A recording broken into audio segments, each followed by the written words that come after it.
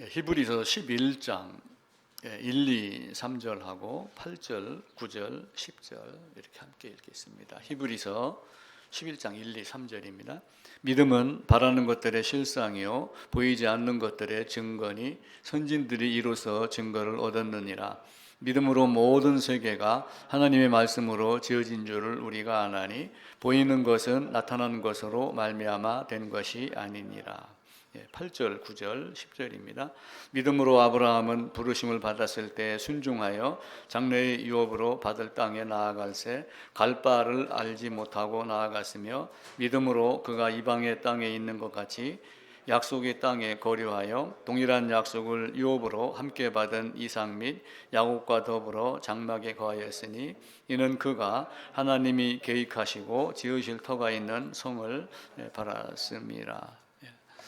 신앙의 시작은 믿음이라고 하는 주제로 이제 세 번째 시간입니다. 아브라함도 믿음으로 출발했고 이방인인 우리도 믿음으로 출발했습니다. 그래서 아브라함의 믿음과 또 나의 믿음, 아브라함의 신앙과 나의 신앙, 아브라함의 복음과 나의 복음이 동일합니다. 아브라함과 나의 복음이 동일하지 않다면 우리의 믿음은 한번 고민을 해야지 됩니다. 또 그리스도의 것이면 모두가 다 아브라함의 자손이다라고 말했듯이 아브라함도 사실은 그리스도 예수의 복음을 미리 깨달은 거예요. 그래서 바울은 그 말씀을 먼저 아브라함에게 복음을 전했다 이렇게 말씀을 합니다. 그래서 갈라디아 3장에 있는데도 믿음으로 말미암은 자들은 다 아브라함의 자손인 줄 알지어다. 그래서 그 갈라디아서 3장 7절에 있는 대로 아브라함과 나와 동일한 믿음, 동일하게 하나님의 명령을 받고 하나님의 명령에 따라서 움직이는 것. 갈 바를 알지 못하고 갔다라고 해서 어디로 가는지 모르는 건 아니에요.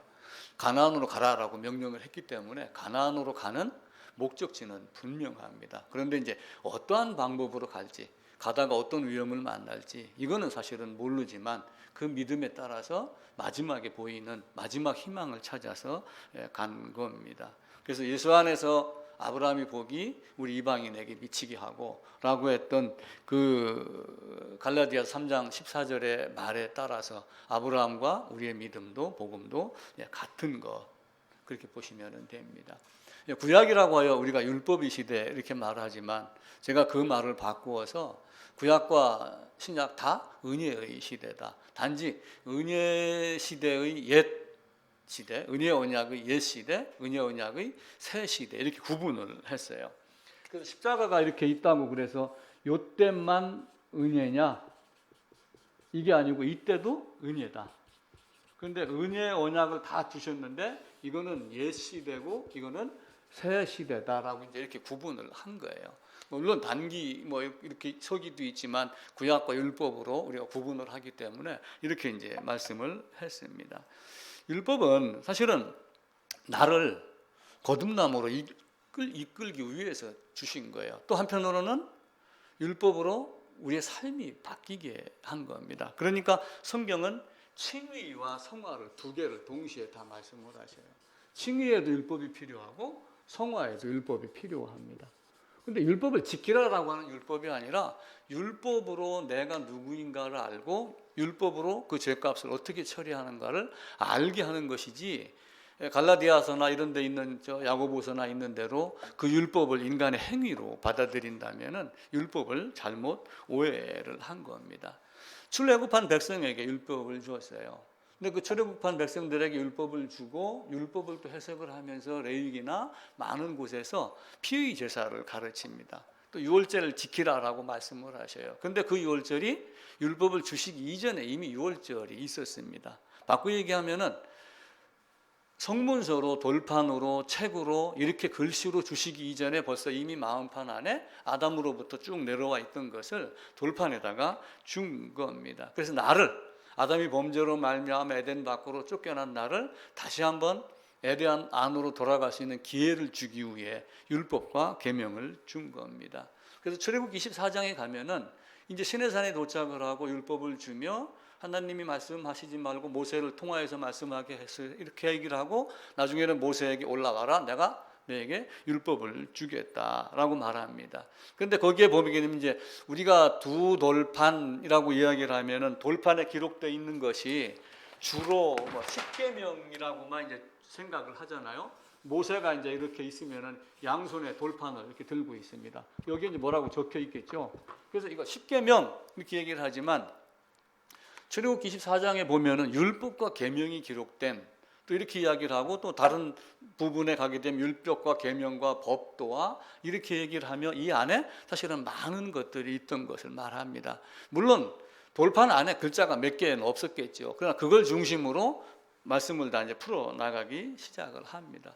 그 돌판을 갖고 그 돌판에 의해서 기록된 하나님의 말씀을 갖고 내가 누구인가를 아는 거예요. 내가 누구인가를 알기 전에 하나님이 어떤 분인가를 이미 우리는 알고 있죠.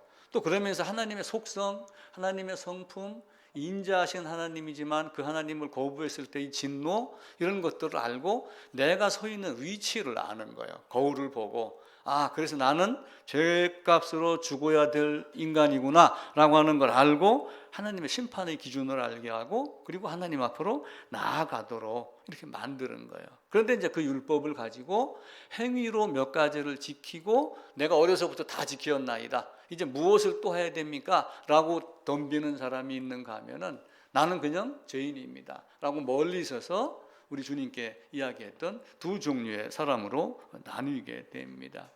율법은 믿음에서 난 것이 아니다라고 이렇게 이야기를 해요. 그런데 왜 율법은 믿음에서 난 것이 아니냐라고 하는 것은 그들이 율법의 행위를 조장했기 때문에 율법은 믿음에서 난 것이 아니다라고 한 것이지 결국은 믿음의 근거도 율법에 의해서 된 겁니다. 그런데 사람들이 그 율법을 가지고 은혜를 찾는 게 아니라 율법을 가지고 율법의 행위를 찾았기 때문에 율법 너희가 얘기하는 그 율법 말고 이렇게 얘기를 하는 것이지 두 돌판에 기록되어 준 그 율법이 아니라는 이야기가 아닙니다. 그래서 로마서 11장에 가게 되면은 은혜로 된 것이면 로마서 11장 6절에 그렇게 말씀을 하셔요. 만일 은혜로 된 것이면 행위로 말미암지 않은 것이다. 그러면 어떻게 되겠어요? 은혜로 된 것이면 행위로 말미암지 않은 것이다라고 했는데 사람들은 율법이라는 걸 붙잡고 율법이 행위로 은혜를 지금 부르짖고 있는 그거를 꾸짖는 겁니다. 그래서 이 땅에는 행위를 자랑하고 자기 자랑하고 종교생활 자랑하고 이렇게 하는 것들이 많이 있어요. 교회가 많이 있지만 정말로 우리가 복음 안에서 복음을 추구하고 복음으로 인한 행위를 찾으려고 하는 사람들이 얼마나 많이 있을까 우리가 고민을 해봐야지 됩니다. 물론 세상에는 바른 사람들이 많이 있어요. 많이 있지만 과연 그것이 진짜 믿음이 뒷받침된 것인지 왜냐하면 하나님이라고 하는 것 심판의 기준만 알고 양심의 꺼리기만 알아도 우리가 착한 일을 하기 시작을 하거든요. 그런 도덕적인 관념으로 나간 건지는 우리가 쉽게 분별하지는 못하고 하나님은 그것을 다 압니다. 하나님은 율법, 계명 그것들을 우리에게 마음판에 새기시기를 원해요. 그러니까 마음판에 새기려면 어떻게 해야지 돼요? 마음판 안에 있는 돌밭, 돌, 가시덤불, 찌꺼기 이런 것들을 다 밖으로 빼내야지 됩니다. 이제 그게 씨 뿌리는 비유예요. 근데 모세가 율법을 받으러 몇 번을 올라가냐면은 시내산에 2번을 올라가요. 그죠?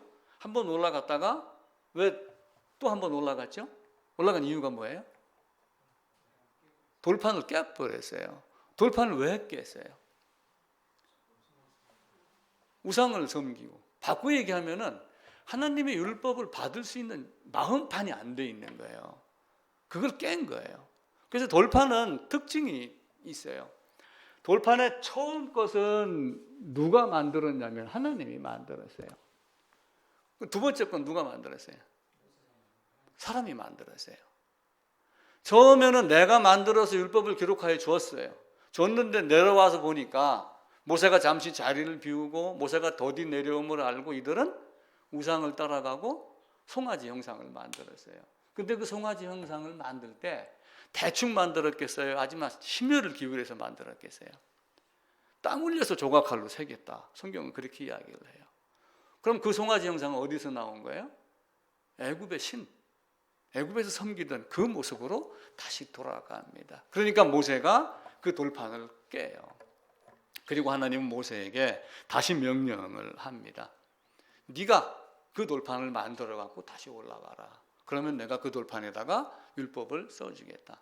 씨 뿌리는 비유의 또 한편이라고 저는 생각을 해요.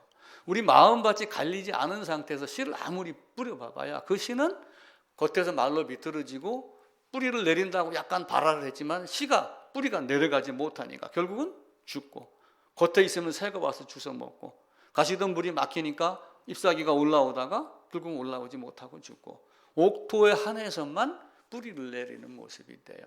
그래서 그 아래에서 우상을 섬기고, 그 우상을 섬겨서 송아지 형상을 만들었는데 그 송아지를 뭘로 갖고 만들었어요? 여인들의 귀고리, 자녀들에 있는 귀고리를 만드는 거예요.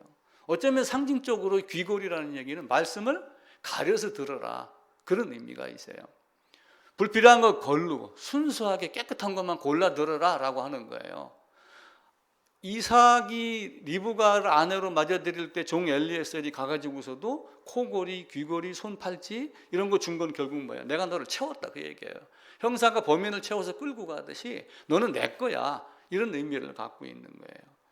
마찬가지로 이들이 그렇게 지극정성으로 조각칼로 송아지를 만들어 섬겼던 그 마음판을 다 깨부수고, 그리고 그때 누가 등장을 하냐면 레위 지파가 등장을 하잖아요. 자기 형제 자매들을 처분을 합니다. 형제와 자매와 부모와 미워하지 아니하면은 하나님 나라가 너에게 가까이 있지 않다라고 하는 것과 동의를 합니다. 하나님 말씀이 있으면은 그 말씀 따르지 않는 것까지 다 버려야지 돼요. 예수님도 말씀하셨어요. 누가 내 형제요 자매요, 누가 내 모친이냐, 이렇게 이야기를 해요. 그 얼마나 그 못된, 누가 주위에서 들으면은 저 후레 자식 이렇게 할 것 아니에요. 어디서 주워왔는지 모르는데 아들이라고 키워놨더니 누가 내 어머니야? 이렇게 말하는 못된 것. 그런데 그 의미에는 심오한 뜻이 있는 거예요. 하나님을 함께 찬양하지 않는다면은 과연 내 어머니겠는가라고 하는 거예요. 바꿔 얘기하면은 그분들도 나와 같은 신앙 갖기를 원하는 간절한 마음이 있는 거예요.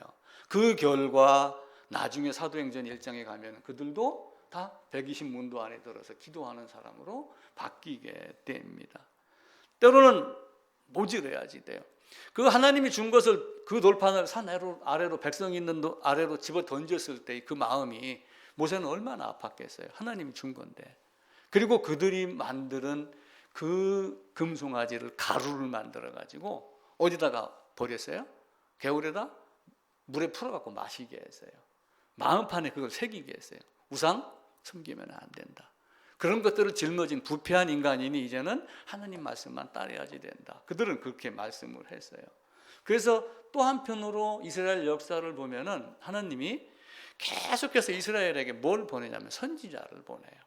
그 돌판을 던진 거와 마찬가지로 율법을 가지고 봐라, 너희가 어떤 존재인가. 그런데 사람이 깨지는 게 아니라 율법을 버리니까 율법이 깨진 거와 같은 모습으로 바뀌는 거예요. 선지자를 수없이 보냈지만 그 선지자들이 매 맞고 고통당하고 죽임당하고 이렇게 하는 것들이 비일비재하게 일어났습니다. 우리가 애달게 진짜 힘과 마음과 몸을 다하여서 하나님을 향한 마음이 없다면 과연 신앙이 생길 수 있겠는가라고 하는 거예요.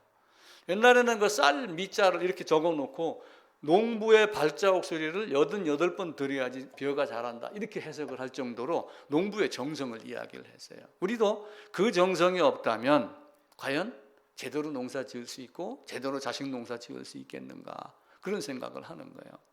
자, 현대의 정주영 씨를 한번 봐보세요. 현대의 정주영 씨는 쌀 몇 가마니 훔쳐갖고 남한으로 와서 쌀 장사하다가 자전거포 뭐 이렇게 하다가 자동차로 성공을 했습니다. 그 사람은 사원들하고 막걸리도 같이 먹고 씨름판도 같이 어울리고 그렇게 했어요. 그런데 호통을 치는 거예요, 사원들에게. 사원들이 하다가 주저주저 하면은 딱 한 말이 있어요. 해보기나 했어?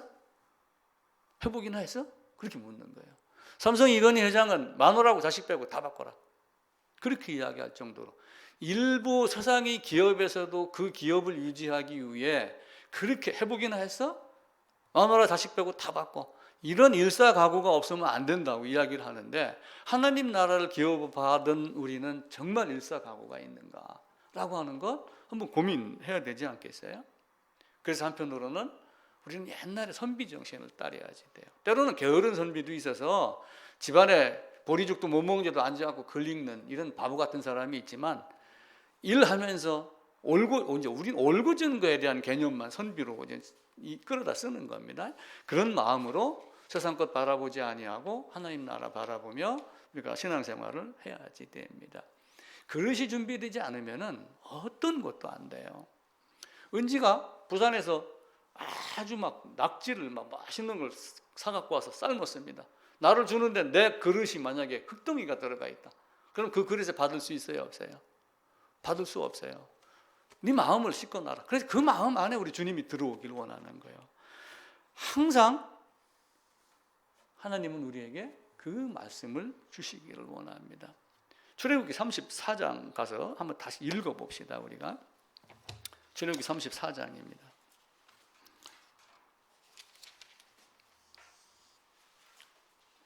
1절입니다. 134쪽이네요. 제가 읽을게요. 여호와께서 모세에게 이르시되 너는 돌판 둘을 처음 것과 같이 다듬어 만들라. 네가 깨뜨린 처음 판에 있던 날을 내가 그 판에 쓰리니. 4절입니다. 같이 읽읍시다. 모세가 돌판 둘을 처음 것과 같이 깎아 만들고 아침에 일찍 일어나 그 돌판을 손에 들고 여호와의 명령대로 시내산에 올라가니. 28절입니다. 모세가 여호와와 함께 40야를 거기 있으면서 떡도 먹지 아니하였고 물도 마시지 아니하였으며 여호와께서는 언약의 말씀 곧 십계명을 그 판들에 기록하였더라 하면서 이제 그 돌판을 가지고 내려와서 이제 하나님 말씀을 쭉 설명하기 시작을 합니다. 그래서 우리의 마음 관리를 잘 해야지 돼요.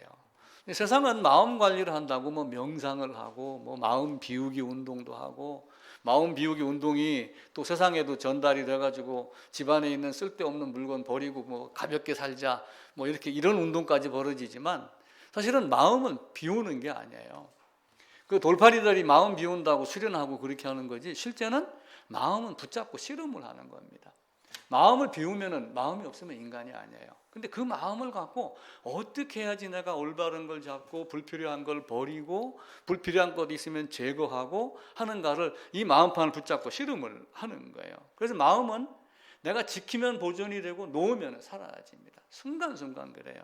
그래서 우리의 삶도 우리의 신앙도 모든 것들이 붙잡을 거 항상 붙잡고 이렇게 살아나가야지, 그것이 없으면 금방 넘어집니다. 길거리 나가보세요. 여기도 가끔 새가 옵니다. 제가 점심 때 먹으려고 그 밥 누룽지 끓여 먹으라고 누룽지를 만큼 해주는데 한날은 그 반을 가져가서 종기다 이렇게 나눴어요. 근데 새가 와갖고 먹더라고요. 그럼 새가 내 머리 위에서 날아다니는 거는 내가 막을 방법이 없어요. 그죠? 그런데 새가 내 머리에 앉는 것은 막을 수 있어요, 없어요? 인간의 의지입니다. 지성이 있고 이성이 있는 거예요. 하나님은 우리에게 그런 지성과 이성을 다 주어서 하나님 말씀인 것과 아닌 것을 분별하게 만듭니다. 근데 그걸 분별하는 자는 영원부터 예정이 되어 있던 자이고, 분별하지 못하는 자는 냉철하게 말하면 사실은 하나님과 관계 없는 자가 됩니다. 그래서 우리가 믿음에서 나온다라고 하는 행위도 사실은 믿음에서 나오는 것이지 어떤 행위가 믿음을 말해주는 건 아니에요. 물론 아브라함이 이삭을 제단에 바침으로 그 바친 것을 의로 여겼다, 의롭다라고 했다라고 해서 바친 행위를 이야기를 하지만, 지난주에 말씀을 드렸던 대로 사실은 믿음에서 나온 그 행위가 갸륵하다 이런 뜻입니다. 새 번역에 가면 갸륵하다라고 번역을 해요. 그걸 의롭다라고 하는 칭의의 개념으로 얘기를 하지 않습니다. 그러니까 믿음이 있고 성화가 있고, 의롭다라고 하는 의로움 자체가 있고 의로운 행위가 있고, 믿음으로 말미암는 좋은 나무가 있고 좋은 나무에서 나오는 열매가 있고, 그래서 예수님도 열매를 모아 그 나무를 알리라 라고 하는 거예요. 그러니까 결국은 뭐예요? 이삭을 드린 걸 보고 아브라함이 믿음이 있구나 라고 하는 것이 드러나는 겁니다. 만약에 이삭 자신이 3일 후에 다시 살아날 것이다, 번제로 나를 드리는 걸 알고 갑니다. 나무를 짊어지고 가고 칼을 들고 가고 다 압니다. 물론 성경은 번제할 양은 어디 있습니까? 이렇게 이야기를 하지만 이삭은 다 알고 있는 거예요, 사실은. 만약에 이삭이 그걸 제대로 알았다면은 도망갈 기회도 있었을 거예요. 내가 너를 죽일 거다. 근데 도망가지 않았어요. 왜 그래요? 바꿔 얘기하면은 다시 살아날 거다라고 하는 걸 알고 있는 거예요. 예수님도 이 땅에 오셔서 죽고 살아나겠다를 3번이나 반복해서 이야기를 합니다. 민수기 21장에서 장대 위에 달린 걸 요한복음 3장에서 높이 들려야 되겠다 라고 하는 것을 요한복음 8장, 요한복음 12장 3군데에서 내가 들려야 되겠다라고 하는 것을 반복해서 말씀을 하셔요. 이미 주님의 사례로, 주님의 말씀으로 빗대어 봤을 때 주님의 모형인 이삭은 어쩌면은 알면서 도망가지 않고 다시 살 거를 알았던 거예요. 요셉도 마찬가지로 끌려갔지만 하나님이 함께하기 때문에 그와 형통했던 거와 동일하다라고 생각을 합니다. 예수님이 그렇게 말씀하셨고 또 들려야 되겠다라고 하는 걸 말씀하셨듯이 우리는 그런 믿음을 가지고 사는 거예요. 자, 예수님의 제자가 12명이 있었어요. 12명이 제자가 있고 또 많은 다른 제자들이 있었어요. 12제자. 12제자에 들은 사람이 있고 들지 않았던 사람이 있잖아요. 예를 들어서 유다가 죽고 나서는 누구를 뽑았어요? 마띠아를 뽑았어요. 마띠아도 제자였어요. 그런데 12에 들지 않았던 제자, 12에 들지 않았지만 우리와 함께 다녔던 제자 중에 한 사람 마띠아를 뽑은 거예요. 그런데 이 중에 제자가 12제자가 있고 제자들이 있겠죠. 제자들. 이 중에 누가 하나가 있냐면은 아리마대 사람 요셉이라는 사람이 있어요. 제자들의 믿음하고 아리마대 사람 요셉의 믿음하고 시작점에서 봤을 때 누가 더 좋았을까요? 12제자? 은지가 대답을 해요. 12제자? 요셉? 묻는 의도로 하면 답이 나와. 요셉이야. 12제자는 3년 동안 따라다니면서 죽고 살고 예수님의 능력 다 알았어요. 물론 아리마대 사람 요셉도 다 알고 있었어요. 베드로, 요한 무덤까지 달려가서 무덤 속을 다 보고도 믿지 아니했어요. 이상히 여기고 집으로 돌아가고 그랬어요. 엠마오로 가는 제자도 그렇게 했습니다. 그런데 요셉은 어떻게 했어요? 아리마대 사람 요셉은 당일날 가가지고 예수님 시체 내놔. 왜냐하면 이제 이미 시체는 안식일에는 시체를 매달아 놓지 않잖아요. 그러니까 안식일 전날 십자가에서 시체를 내려야 돼요? 안 내려야 돼요? 내려야 돼요. 내려놓은 걸 달라 이렇게 이야기를 한 거예요. 그래놓고 어디다가 장사를 지냈어요? 자기 무덤에. 왜 자기 무덤에 장사 지냈을까요? 그냥 예수님을 존경해서 자기가 판 무덤을 그냥 헌납했다 이런 개념으로 볼 수도 있어요. 그런데 우리가 부활의 신앙으로 보면은 무덤을 3일간만 빌려준 거예요. 요셉은 3일 후에 살아날 걸 아는 거예요. 저는 그렇게 해석을 했어요. 야, 아리마대 사람 요셉은 대단하신 분이다.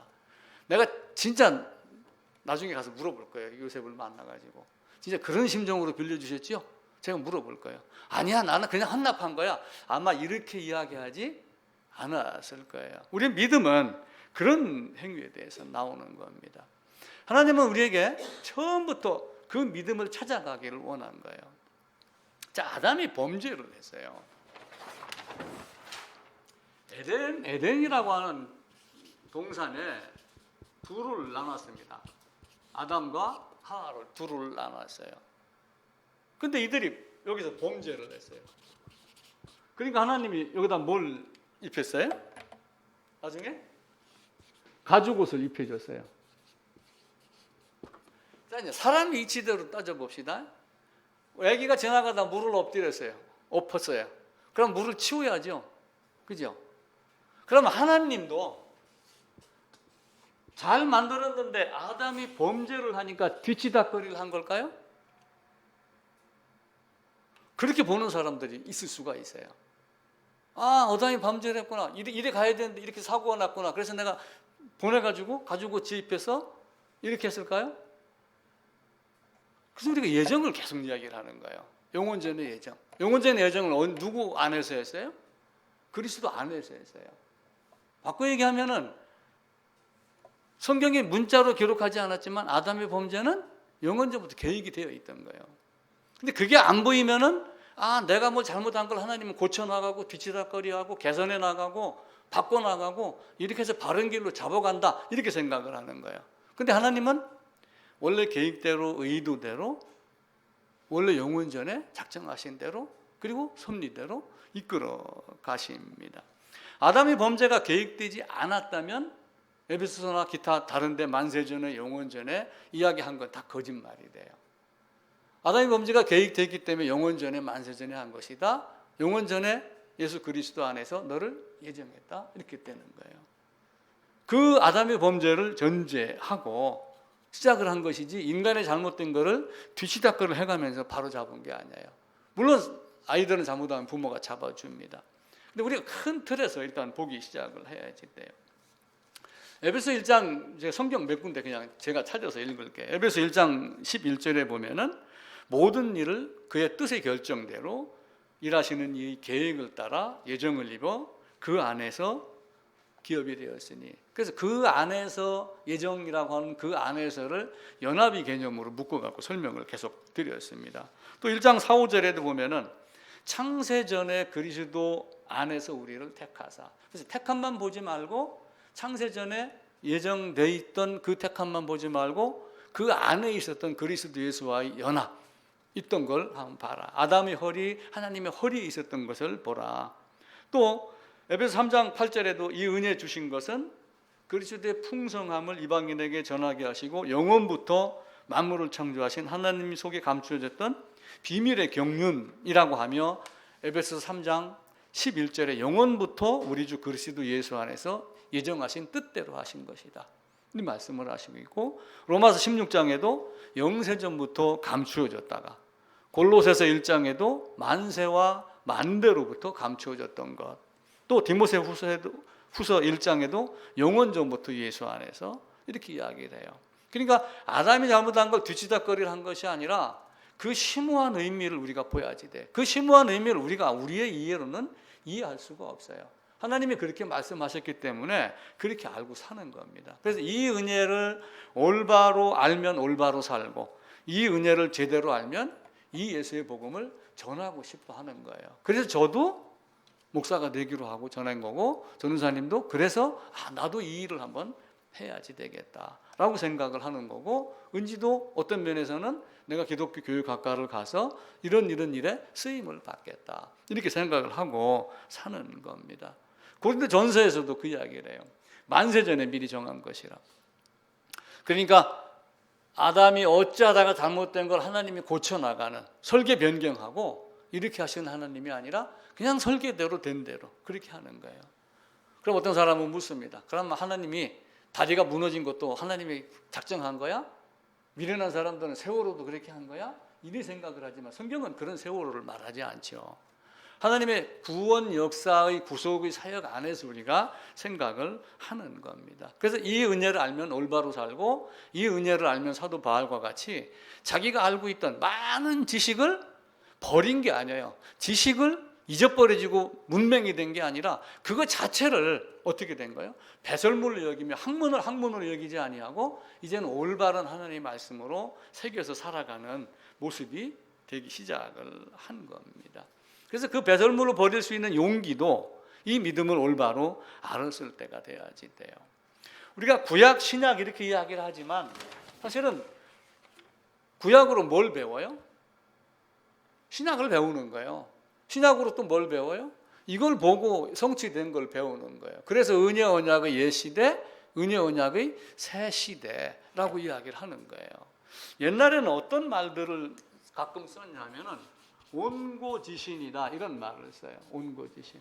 그러니까 옛 것을 배워가지고 새롭게 내가 세상을 깨달아 나간다. 옛 것을 익히고 배워가지고 새 것을 안다라고 하는 말로 온고지신을 배운 거예요. 그럼 예수님에 대한 것들을 어디서 알기 시작을 해요? 구약 성경을 통해서 알기 시작을 하는 거예요. 아담의 가죽 옷부터, 그리고 바울이 얘기한 대로 영원전에 그런 일이 있었어? 성경 안에 창세기 1장 1절 앞에 그 말을 기록하지 않았지만 사도 바울을 통해서 영원전에 하나님이 계획하셨던 것, 이런 것들을 알고 가기 시작을 하는 겁니다. 그 성경을 우리에게 준 거예요. 모세가 출애굽 인도자가 되어갖고 나올 때가 BC 1446년도입니다. BC 1446년이에요.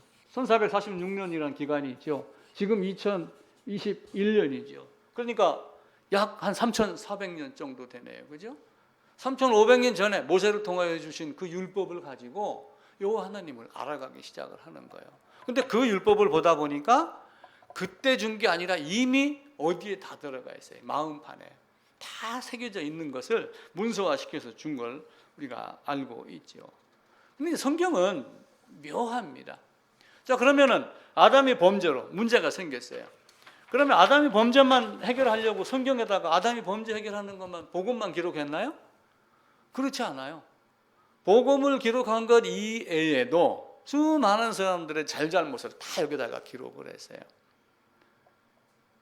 엘리야로 추산해 있던 이스라엘 유대의 왕들, 또 송아지만, 아니 그 이스라엘 백성들이 감사해서 출애굽해 갖고 나온 지 몇 달 됐다고 3개월밖에 안 지냈는데 송아지 만들었던 그 불편한 상황도 거기다가 기록을 했어요. 디나가 법관당한 것도 기록을 했어요. 아니 그리스도의 예표라고 하는 다윗도 간음한 걸 갖다 성경에다 기록을 했어요. 지혜 구했던 솔로몬도 수많은 여인을 갖다 놓고 예루살렘 거리가 전부 우상의 사당으로 바뀌어 있는 걸 기록을 했어요. 이런 식으로 성경은 66권 안에 세상의 모든 것들을 다 기록을 해놨습니다. 근데 그걸 왜 기록을 했겠어요? 우리 교훈으로 삼는 거예요. 이런 짓 하면 안 된다, 그 얘기예요. 왜냐하면 그런 짓 한 것들이 너무 많이 들어가 있는 거예요. 삼손 나시린으로, 그런데 어떻게 했어요? 믿음 찾고 힘 자랑하고 다 했지만 여인네 무릎 비고 눈 뽑히고 맷돌 갈다가, 맷돌은 누가 가는 거예요? 짐승이 갈았어요. 그때 당시에 말, 노새 이런 것들이. 삼손이 짐승이 된 거예요. 하나님 말씀 거부하고 엉뚱한 곳에 빠지다가 보니까 눈 뽑히고 하나님 말씀 볼 수 없는 존재가 되고 하나님 볼 수 없는 존재가 되고, 그리고 짐승과 같은 존재로, 그러다가 뒤늦게 후회하고 3,000명 죽인 것이 또 큰 어떤 그 모험의 승리라고, 삼손이 죽인 것이 그때보다 3,000명이 더 많다. 우리는 이렇게 하면 삼손을 영웅으로 만들지만 실제는 삼손의 삶이 그래요.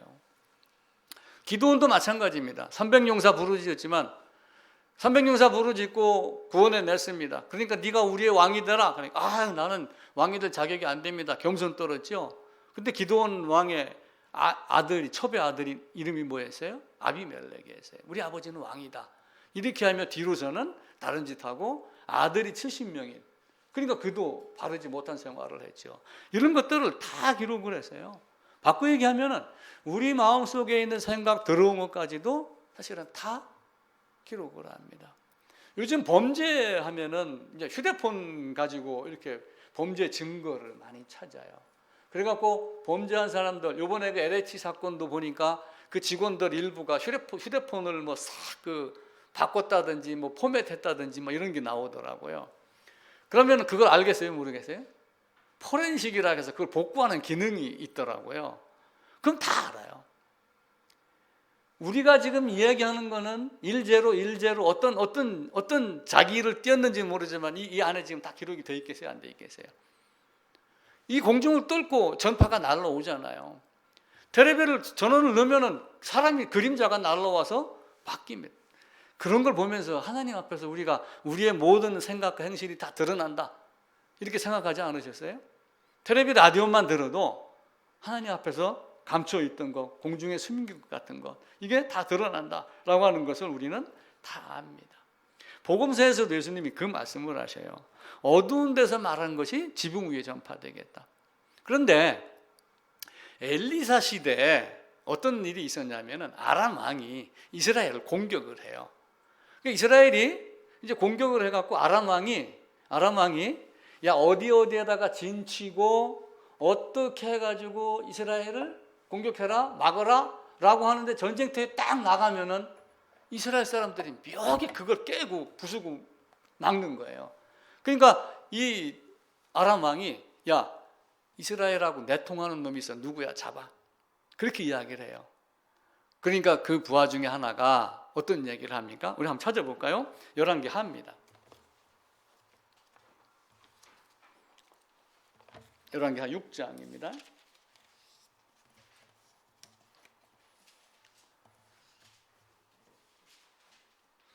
엘리사가 뭐 도끼 떠오른 거 이런 것도 좋습니다. 근데 그거보다도 이 말이 더 중요해요.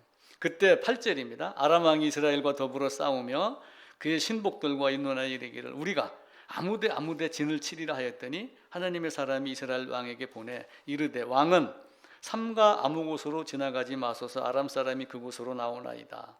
이게 한두 번이 아니고 여러 번 그렇게 한 거예요. 그러니까 11절에 이러므로 아람 왕의 마음이 불안하여 그 신복들을 불러 이르되 우리 중에 누가 이스라엘 왕과 내통하는 것을 내게 말하지 아니하느냐. 내가 그놈을 찾아가고 죽일 거야.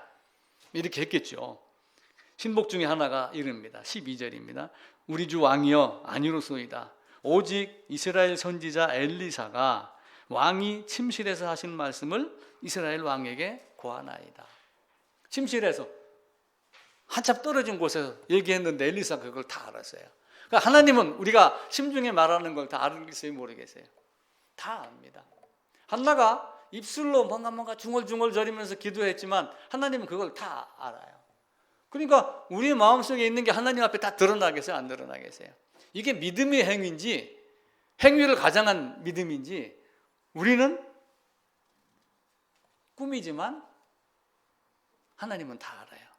기뻐 예배하며 기뻐 찬양하며 기뻐 감사하며 기뻐 헌신하며 일생을 보내는 건지 꿈이며 보내는 건지 교회당 안에서 서로 사랑하는 건지 서로 이간질하는 건지 서로 판단하고 미워하는 건지 위하는 건지 이걸 하나님은 다 알고 있는 거예요. 그런 모든 것들을 우리에게 교훈을 주고 거울로 삼게 하기 위해서 이스라엘의 역사에 성경의 복음 말고 모든 역사가 다 기록이 되어 있는 거예요. 성경은 묘하게도 하나님의 뜻대로 되며 악인도 악인의 쓰기에 적당하게 지음을 했다. 그렇게 말씀을 하셔요. 잠언서에 보면은 그렇게 이야기를 합니다. 잠언 16장에 보면은 여호와께서 온갖 것을 그 쓰임에 적당하게 지으셨나니 악인도 악한 날에 적당하게 지으셨느니라. 이렇게 말씀을 하셔요. 갑자기 히틀러가 생각이 났어요. 히틀러는 유럽 독일 옆에 나라의 오스트리아라고 하는 나라 사람입니다. 원래 히틀러는 독일 사람이 아니에요. 근데 히틀러가 구차하게 좀 살았는가 봐요. 뭐 그렇게 돈 많지도 않고 일당 벌어서 그냥 살고 하는 이런 정도 있는가 봐요. 근데 우리도 이제 20세가 되면은 징집 명령이 내리잖아요. 이제 미국과 같은 경우는 자원하여 군대를 가고 월급 받고 생활하고 그러지만 우리나라는 남북 관계가 있으니까 무조건 군대를 가야지 됩니다. 이제 안 가면 이승준이 같이 이제 그런 문제가 생기는 거예요. 근데 이 히틀러가 숙소를 빠져나와 갖고 21세가 됐으니까 너 군대 징집할 거니까 신고하고 군대 와 이렇게 했는데 도망 나가 가지고 어디로 가냐면 독일로 도망을 가세요. 그러니까 이제 오스트리아 나라에서 지명수배를 내려 가지고 독일에 있는 히틀러를 잡았습니다.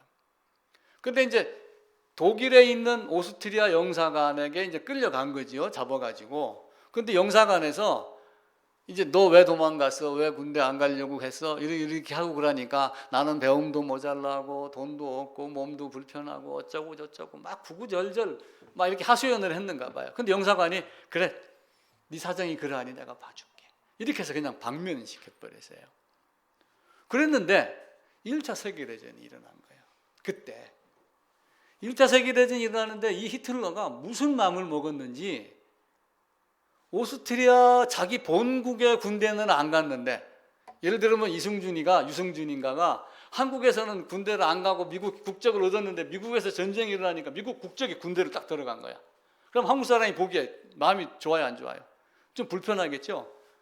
그런데 그 독일 군대에 가가지고 전쟁터에 나가서 살아남았어요. 그때 당시의 전쟁은 지금과 같이 원격으로 뭐 조정하고 뭐 탱크 같은 것도 있겠지만 육탄전이거든요. 총 끝에다가 총알 떨어지면 찌르고 이렇게 죽고 사는데 히틀러가 안 죽고 여행이 살아났어요.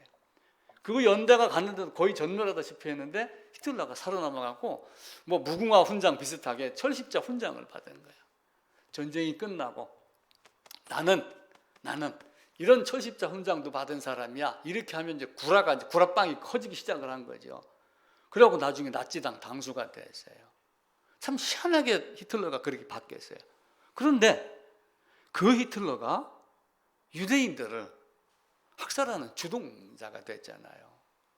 유대인들을 게토라고 하는 특별 지역에다 가둬놓고 음식 공급 잘 안 하면 굶어 죽고 아파서 죽잖아요. 근데 이들이 유대인이다라고 하는 걸 알게 하려고 뭘 했어요? 사람 옷이 이렇게 있고 그러면 단추가 있고 그러면 가슴에다가 별 표시를 하게 만들어요. 별 배지를 다른 거예요. 이게 다윗의 별이에요. 이 다윗의 별이라는 뜻이 다윗의 방패라고 하는 뜻인데, 이 별을 달아가지고 너희는 유대인이야 유태인이야 이걸 딱 알게 해가지고 도망가도 딱 표가 나게 그렇게 만들었어요. 근데 왜 이렇게 했었을까? 왜? 이게 아모스서로 한번 가보겠습니다. 아모스서 구약성경 아모스서 5장입니다.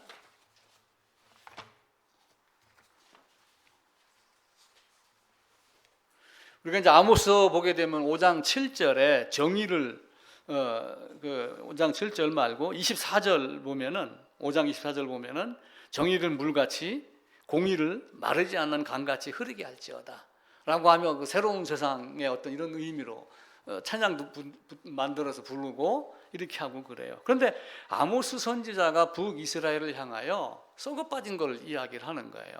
그러면서 이 전체 예를 들면 18절부터 한번 봐볼게요. 화 있을진저 여호와의 날을 사모하는 자여 너희가 어찌하여 여호와의 날을 사모하느냐. 하는 짓거리가 깨끗하지 못하는데 입술로만 왜 여호와의 날을 사모하느냐 그 이야기를 하는 거예요. 7절에 보면은 정의를 쓴 쑥으로 바꾸며 공의를 땅에 던지는 자들아 이렇게 하면 이들의 행태를 이야기를 합니다. 그런 너희가 어찌하여 여호와의 날을 사모하느냐. 그 날은 어둠이요 빛이 아니라 이렇게 얘기를 하며 마치 사람이 사자를 피하다가 곰을 만나고 혹은 집에 들어가서 손을 벽에 댔다가 뱀에게 물림 같도다. 피할 길이 없다 그 얘기를 하는 거예요. 21절입니다.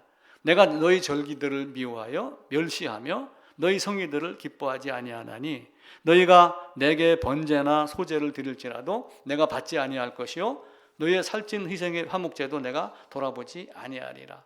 네 노랫소리를 내 앞에서 그칠지어다 네 비파소리도 내가 듣지 아니하리라. 너희가 행하는 그런 것들을 싹 쓸어버려가지고 진짜 정의가 무엇인지 그 정의가 흐르게 하겠다 그 얘기를 하는 거예요. 하수구 청소하겠다 그 얘기예요. 강 밑에 있는 찌꺼기 다 준설해가지고 깨끗한 강을 만들겠다. 북이스라엘 너희를 쓸어버리겠다 그 얘기를 하는 거예요. 근데 이 한 절만 가지고 우리가 찬양할 이유가 없죠. 그죠? 근데 우리는 이 한 절을 가지고 찬양 가사를 만들어 쓰는 겁니다. 그러면서 26절에 너희가 너희 왕 식굿과 기운과 너희 우상들과 너희가 너희를 위하여 만든 신들의 별 형상을 지고 가겠다. 그러면서 이 식굿 기운이 뭐냐면은 별들 1월 성신을 섬겼던 이들이 목성신도 섬기고 토성신도 섬기고 금성신도 섬기고 별을 가지고 그렇게 만드는 거예요. 우리의 신이다 우상 만들어 가지고. 근데 그 토성신의 모양을 뭘로 만들었냐면 별 모양을 만드는 거예요. 근데 그게 다윗별하고 같은 의미로 바뀌어버린 거예요. 히틀러를 그렇게 만들어서 너희가 나를 그렇게 했기 때문에 너희도 별 형상을 지고 가리라. 유대인들의 그 가슴팍 안에 있는 다윗의 별을 이렇게 바꿔서 그들을 나중에 한번 봐보세요. 야 오늘은 목욕할 시간이야. 불러냅니다. 그럼 목욕하러 갈 때 어떻게 해요? 옷 홀라당 다 벗기죠. 그 별을 버리는 거예요. 머리카락 다 자릅니다. 신발 다 벗깁니다. 그래놓고 독가스실 들어가서 독가스 샤워하고 태워서 비누 만들고 이렇게 죽임을 당했어요. 그런 쓰레기들 다 버리겠다. 하나님은 하나님의 진노도 가감없이 성경에다가 다 기록을 합니다.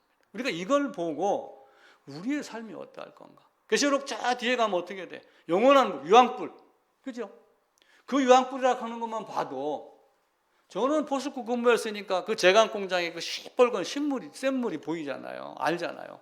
들어가서 딱 하나 돌멩이 던지면 그냥 녹아서 사라집니다. 쇠조각 하나 던지면 그냥 그대로 스르르 물 돼버려요. 한라산 가가지고 일본 여행 가서 무슨 계곡에 이런데 그 유황 냄새 올라오는 거. 그 유황이라는 단어, 유황불이라는 단어만 봐도 우리의 삶을 어떻게 바꿔야 되겠다라고 하는 걸 알겠죠. 이 히틀러와 마찬가지로 유다도 사실은 그런 존재였어요. 유다는 제자로 돈깨를 맡았지만 돈을 훔쳐가기도 했고 제자들의 먹을 거를 염려한 듯 했지만 사실은 자기 유익을 구한 거예요. 은 30에 대한 이야기를 한번 제가 드렸죠. 카톡에서. 노예의 몸값으로 대제사장들과 몽둥이와 칼을 들고 예수님을 잡으러 온 거예요. 나중에 유다는, 히틀러는 그 말로가 어땠어요? 유다의 말로는 어땠어요? 유다는 목매에 달아 죽었습니다. 근데 사도행전 1장에 가게 되면은 그가 나무에 목매달아 죽었는데 그 나뭇가지가 부러진 거예요. 그래갖고 땅으로 떨어지며 창자가 터져가지고 결국은 개가 와서 다 핥아먹은 거예요. 아합의 아내 그 이세벨이 당한 거와 똑같은 형태를 당한 겁니다. 우리가 순수한 믿음에서 나온 행함이 아니면 악인도 쓰임에 적당하게 그렇게 쓰려고 지은 거예요. 그 히틀러를 보면서 참 묘하다. 예수님이 재판을 받을 때 빌라도가 뭐라고 그랬어요? 나 죄 없다. 손 씻으면서 유대인들은 뭐라고 그랬어요? 이 핏값을 누구에게 돌릴지어다?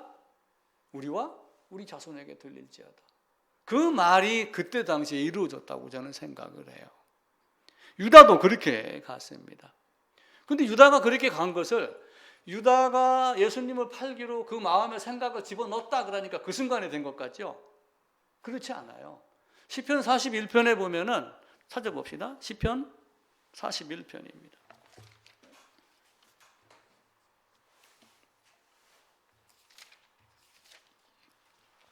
(41편) 9절입니다.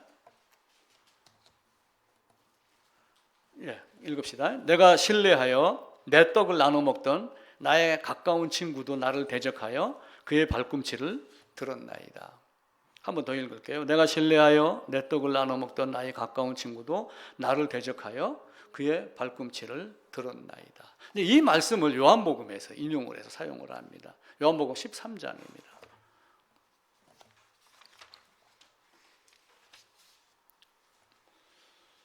13장 18절입니다. 171쪽입니다. 요한복음 13장 18절. 다 찾으셨죠? 같이 읽읍시다. 내가 너희 모두를 가리켜 말하는 것이 아니니라. 나는 내가 택한 자들이 누구인지 알미라. 그러나 내 떡을 먹는 자가 내게 발꿈치를 들었다는 성경을 응하게 하려는 것이다 라고 하며 유다에 대해서 이야기를 해요. 다윗이 시편 41편에서 이야기한 것을 그대로 우리 주님이 이루어 가십니다. 주님이 그 다윗이 예언한 것을 그대로 성취해 나가게 됩니다. 발꿈치를 들었다는 건 뭐예요? 발꿈치를 들었다는 것. 아이들 태권도 합니다. 태권도 하면 대련 그러면 어떻게 해요? 깝죽깝죽거리면서 발꿈치 듭니다. 왜 발꿈치 들어요? 상대를 때리려고. 이 발꿈치 들었다는 얘기가 공격하려고 발꿈치를 들었다. 그 이야기예요. 유다가 12제자 중에 하나로 흉내를 내고 12제자 속에 속해 있으니까 다 제자 중에 제자로 알고 있지만 결국은 그는 가짜였다라고 하는 것이에요. 악인도 그 쓰임에 맞게 그렇게 왔다가 가는 걸 혹 내가 그렇다면 만약에 어떻게 되겠어요? 그래서 우리는 우리의 믿음에 대해서 심각하게 고민하며 내가 과연 진짜인가? 그걸 물어야지 돼요. 그래서 제가 코람데오 얘기를 많이 들었죠. 당신은 하나님 앞에서 누구이냐? 김관식? 그거 말고 목사? 그거 말고 그걸 묻는 거예요. 제가 어제 영화를 한 편 봤어요. 무슨 영화인가? 그거 봤는데 그게 오버컴스라고 하는 거예요. 어떤 위기를 그냥 극복했다는 이야기인데 거기에 전에 바르지 못하게 살다가 눈이 멀어갖고 입원한 친구가 하나가 있는데 이제 어떤 영화 줄거리상 한 사람이 거길 지나가다가 우연히 뒷걸음질 치다 문이 열리는 바람에 글이 들어가요. 그래가지고 나 그냥 얼떨결에 내가 당신 위해서 기도하러 왔습니다 라고 했는데 기도를 안 하고 그냥 나가요. 나중에 이제 인연이 돼갖고 만납니다. 그때 당신 나한테 와서 기도한다고 그랬는데 기도 안 했죠? 왜 기도 안 했어요? 그러니까 그 사람이 나름 기독교인입니다. 쭈삣쭈삣하고 그래요. 근데 그 사람이 질문을 해요. 당신은 누구예요? 그렇게 물어요. 제가 어제 그 영화를 보고 그 전주에 제가 얘기한 걸 들으면서 깜짝 놀랐어요. 뭐라고 대답하는가 궁금했어요. 당신 누구예요? 누구 쭉 얘기를 해요. 그러다 계속 물어요. 은지 너는 누구야? 나는 고신대학교 학생이에요. 또 물어요. 너는 누구야? 끝내는 내가 교회 다니는 사람입니다. 그 사람이 그렇게 이야기를 해요. 기독교인입니다. 그 사람이 하는 말이, 그러면 왜 처음부터 당신은 나는 기독교인입니다, 이 말을 안 했느냐? 그걸 가지고 따지고 물어요. 이 사람이 뒤통수로 탁 맞은 거예요. 우리는 어떻게 했어요? 하나님은요, 듣고 싶은 답이 있는 거예요. 듣고 싶은 답. 어제 제가 그 영화를 보다가 방으로 들어가가지고 종이를 갖고 나와서 몇 자를 다 받아 적었어요. 오늘 보면서 다시 한번 정리를 또 할 거예요. 우리는 하나님이 우리에게 그걸 묻는 거예요. 너 교회 다녔어? 이거 묻는 게 아니에요. 네가 내 자녀야? 어떻게 해서 자녀가 돼서? 왜 여기로 왔어? 이걸 묻는 거예요. 유다같이 히틀러같이 그렇게 쓰임받는 그런 사람이 아니라 제자들같이. 그래서 믿음은 우리에게 진짜 중요합니다. 성경은 말씀을 기록한 거예요. 근데 바꿔 얘기하면은 하나님을 찾아가게 만드는 지도예요. 지도라는 말이 한문으로 보면 여러 개가 나와요. 우리가 얘기하는 맵이라고 하는 지도도 있죠. 그죠? 또 하나는 내가 이 사람을 지도한다, 가르친다라고 하는 지도도 있어요. 다 지도하기 위해서 우리에게 준 거예요. 하나님의 말씀을, 하나님을 찾아가게 하고 하나님을 배우게 하고. 근데 그 지도를 갖고 우리가 얼마만큼 하나님을 찾아갔는가라고 하는 거예요. 아브라함이 갈 바를 알지 못하고 갔다, 그러니까 얼떨결에 갔다, 이 얘기가 아니에요. 목적지는 분명하게 알아요. 목적지는 분명하게 알아요. 저는 중매 결혼을 해갖고 연애를 많이 못해서 파랑새 집을 많이 못 졌어요. 결혼하기 전에. 두 분 연애했죠? 연애하면서 야 우리 결혼하면은 뭐 어떻게 하고 막 그 무지개 집 짓고 폭포수 옆에다가 숲속에다가 뭐 2층 집 짓고 막 이런 거 바베큐 구워 먹고 막 이런 얘기했죠. 그게 희망이에요. 그게 소망인 거예요. 지금은 갖고 있지 못하지만 나중에 가져야 될 것, 그걸 미리 보는 게 믿음이라는 거예요. 그 믿음을 향해서 우리가 아브라함은 그걸 아는 거예요. 갈 바를 알지 못했다는 얘기는 중간에 노정은 모르지만 가나안으로 가라라고 하는 건 알아요. 그래서 그가 가나안 쪽으로 가가지고 하란에 머무른 거예요. 자, 이스라엘 지도를 한번 봐보세요.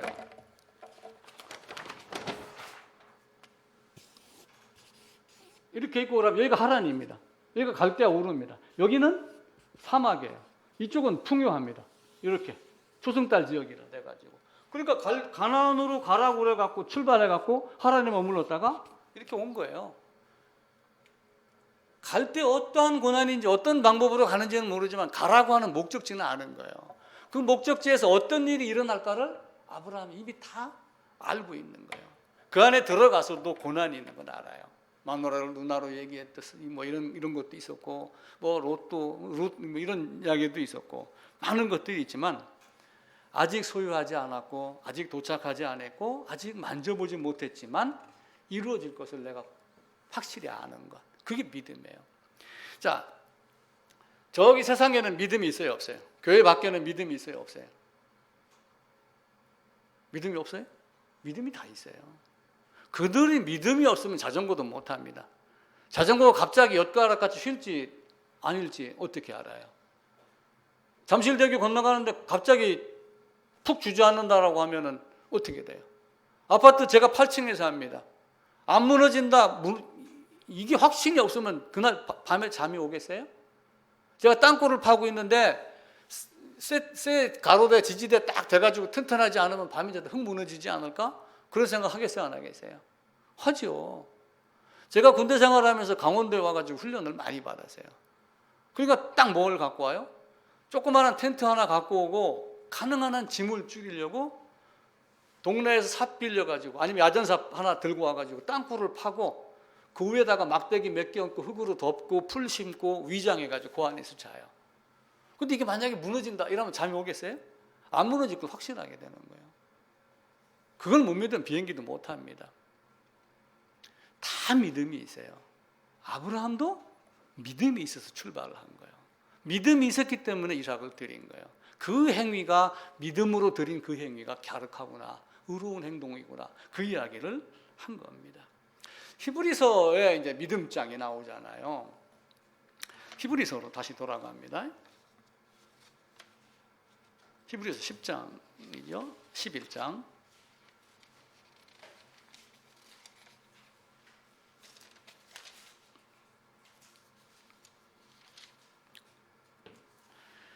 뒤편을 먼저 볼게요. 11장 33절부터입니다. 제가 쭉 읽을게요. 그들은 믿음으로 나라들을 이기기도 하며 의를 행하기도 하며 약속을 받기도 하며 사자들의 입을 막기도 하며, 아마 다니엘서 이야기를 할 것 같아요. 불의 세력을 멸하기도 하고 칼날을 피하기도 하며 연약한 가운데 강하게 되기도, 전쟁에 용감하게 되어 이방 사람들의 진을 물리치기도 하며, 여자들은 자기의 죽은 자들을 부활로 받아들이기도 하고, 자식이 뺏기고 죽이고 살육당하고 그렇게 합니다. 어떤 이들은 더 좋은 부활을 얻고자 하여 심한 고문을 받아도 일사각오, 이런 각오로 순교도 하고 이렇게 합니다. 36절입니다. 또 어떤 이들은 조롱과 채찍질 뿐 아니라 결박과 옥에 갇히는 시련도 받았으며, 돌로 치는 것, 톱으로 켜는 것, 시험과 칼로 죽임, 양과 염소의 가죽을 입고 유리하여 궁핍과 환난과 학대를 받았으니 산과 동굴과 토굴에 유리하였느니라. 그 핍박이 무서워서 도망가면서 신앙을 지키려고 로마의 지하 카타콤베에 들어가고, 그 터키에 가게 되면 대림부요라고 하는 그 땅굴 들어가고, 특이하게도 그쪽 지역이 흙을 깎아내도 무너지지가 않아요. 깎아내면 깎아낸 그대로 딱 머물러요. 참 하나님 신기하게 그걸 만드는 것 같아요. 그 안에서 태어나서 그 안에서 죽는 사람도 있어요. 나무통에다가 속을 깎아내가지고 그 안에다가 사람을 집어넣고 껍데기서 톱으로, 나무 쓰는 듯이 톱으로 통나무를 잘라요. 그럼 사람이 어떻게 돼요? 몇 동강이 돼요? 2동강이 나죠. 심한 사람들은 사람을 잡아갖고 사람 몸에다 불을 붙여요. 그리고 쇠 막대기나 해가지고 딱 고정시켜놓고 벽에다 놓고 횃불로 삼았어요. 그런 죽음을 당하면서도 믿음을 저버리지 않았어요. 그래서 히브리서에 보면은 7장, 8장, 9장 막 이런 데 보게 되면은 복음에 대해서 아주 세밀하게 뼈를 아프게 그렇게 말하는 이유가 있는 거예요. 그러면서 믿음에 대한 이야기를 해요. 그냥 아브라함이 믿음으로 갔다 그러니까 대충 말 듣고 너 전도했으니까 교회 나와 믿음, 이런 개념이 아니란 말이에요. 그들이 말하는 믿음은 죽기 아니면 살기였어요. 이렇게 예를 들면 어떻게 돼요? 코바디스 영화 봐보세요. 코바디스 영화. 그 주인공하고 어떤 여자분하고 지나가다가 순간 밀가루를 탁 쏟아요. 저 사람이 누군가 알기 위해서. 밀가루를 딱 쏟고 거기다 물고기를 딱 그려. 익두수락 해가지고 하나님의 아들 예수 그리스도라고 하는 머리 글자를 따가지고 물고기를 딱 그립니다. 그러니까 지나가는 그 사람이 나도 이렇게 하면서 이걸 딱 그리면서 눈으로 서로 복음에 대한 이야기를 하고 그래요. 자식도 못 믿었어요. 이북에도 그런다고 그러죠. 우리가 진짜인지 아닌지는 몰라요. 뭐 아버지가 뭐 아들을 신고하고 아들이 뭐 아버지를 신고한다. 그런 정도 이상으로 고난 고통을 받던 것이 그 당시의 초대교회의 모습이에요. 우리가 말로는 초대교회로 돌아가자, 초대교회로 돌아가자라고 말하지만 실제는 초대교회로 돌아가지 하나도 안 돌아갔어요. 하나도 안 돌아가고 입으로만 돌아가자는 거예요.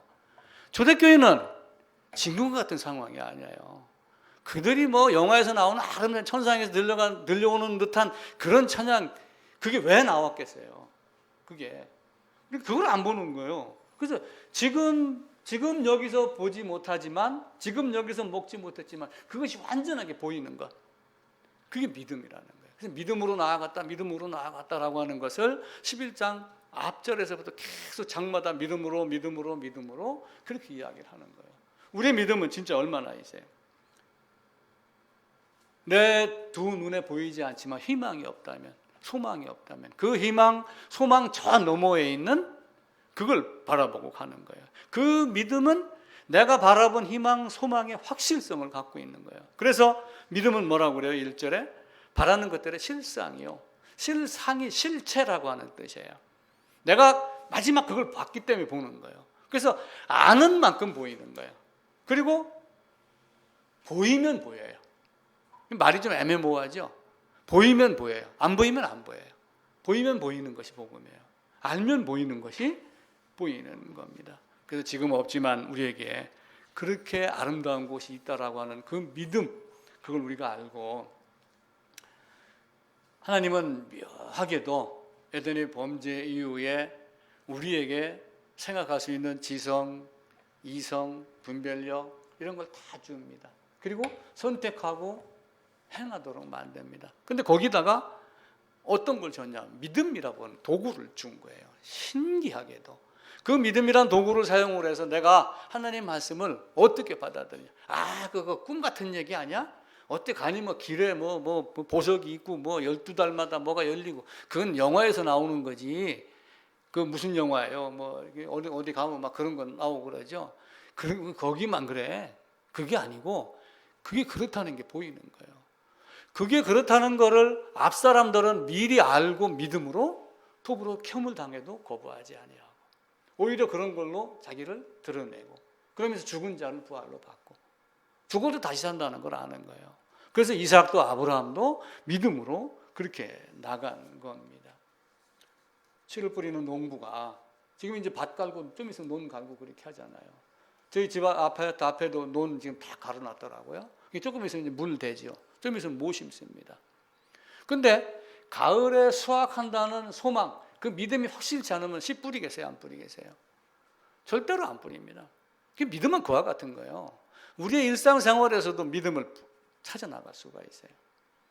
내가 성경 말씀을 통해서 갖고 있는 이 믿음이 하나님이 그 믿음이란 도구를 통해서 주시길 원하는 것이 무엇인가? 라고 하는 것. 물론 성경은 공부를 해야지 돼요. 공부를 해야 되는데 학문이 아니라는 거예요. 우리 그 유해모 교수 그분이 늘 이야기했던 게 나와요. 신앙은 학문이 아닙니다. 신학은 학문이 아닙니다. 공부는 하되 제발 학문으로 하지 말라. 인간은 삶 속에서 다 나오는 거예요. 삶이 있으면 신앙을 알아요. 삶이 없으면 학문으로 많이 알아도 모릅니다. 가방끈 길다고 신앙이 되는 게 아니잖아요. 근데 사람들은 가방끈 길고 먹물 가득 차면은 뭔가 다 되는 걸로 여긴단 말이에요. 이어령 씨 같은 경우 봐보세요. 그분의 인격을 이야기하는 게 아니에요. 어느 날 세례 받고 나서 갑자기 그냥 도인이 돼버렸어요. 이것저것 다 가르치고 다니고 있어요. 과연 그분이 성경을 얼마나 아는가 저는 궁금해요. 우리 믿음은 그런 차원이 아니에요. 예수님 당시에 수많은 학자들, 대제사장들, 성경을 꿰뚫고 있는 사람들이 있었어요. 근데 그들은 예수님을 몰랐어요. 복음을 몰랐어요. 그 오묘한 신비를 우리가 어찌 이해할까라고 하는 거예요. 사도행전 2장 보면서 마칩시다. 사도행전 2장입니다.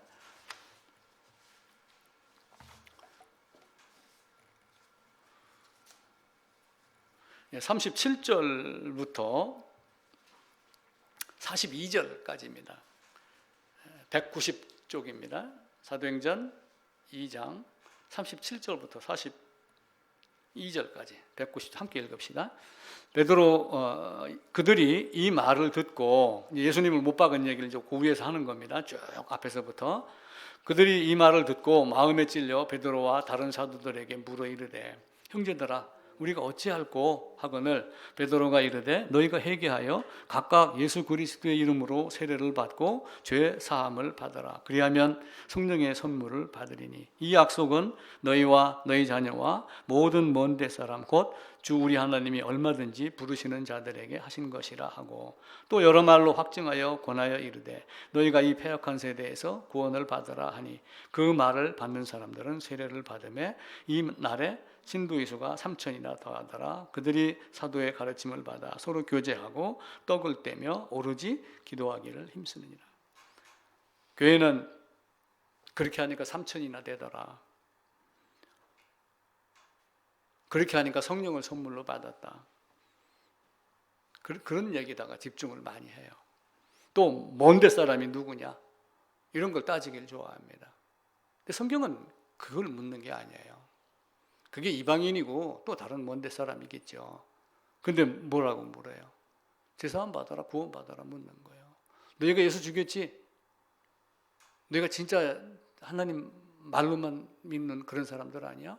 그들이 회개하면서 어찌할꼬? 이 이야기를 했었을 때 40절에 보면은 또 여러 말로 확증하래. 그 여러 말이 우리가 성경에 쓴 거 2줄 이야기하겠어요? 그 여러 말이 하루 종일이에요. 쉽게 얘기를 하면은. 하루 종일 계속해서 그 누구예요? 그 난간에서 떨어져 죽었다 살아난 네. 그냥 청년이에요? 이름이 뭐 있었을 건데? 이름 없어요? 네. 한 청년이 바울이 얼마나 설교를 못했는지 바꿔 얘기하면은 그 말에 지루해서 졸았는지는 모르겠어요. 얼마나 길었는지, 또 날씨가 덥기도 하죠. 계속해서 이야기를 하는 거예요. 그들은 날씨가 덥기 때문에 오전 10시, 11시부터 오침 시간이 있고 1시, 2시까지 그 시간을 이용해서 계속해서 여러 말로 권했습니다. 여러 가지 예를 들어가면서 복음을 이야기를 했습니다. 그러면서 그 말을 받은 사람들, 그게 믿음이에요. 그 말을 받은 사람들. 우리도 성경이 얘기하는 믿음이 무엇인가? 라고 하는 그 말을 받은 그들과 마찬가지로 우리도 꼭 그런 믿음이 있어야지 됩니다. 꼭 그런 사람이 되기를 부탁을 드리고, 정말로 새 예루살렘에서 만나서 그때 우리가 이렇게 교제했지, 이렇게 말씀 나눴지 하는 것들을 서로 나누고 간증하는 귀한 만남이 되기를 기도합니다.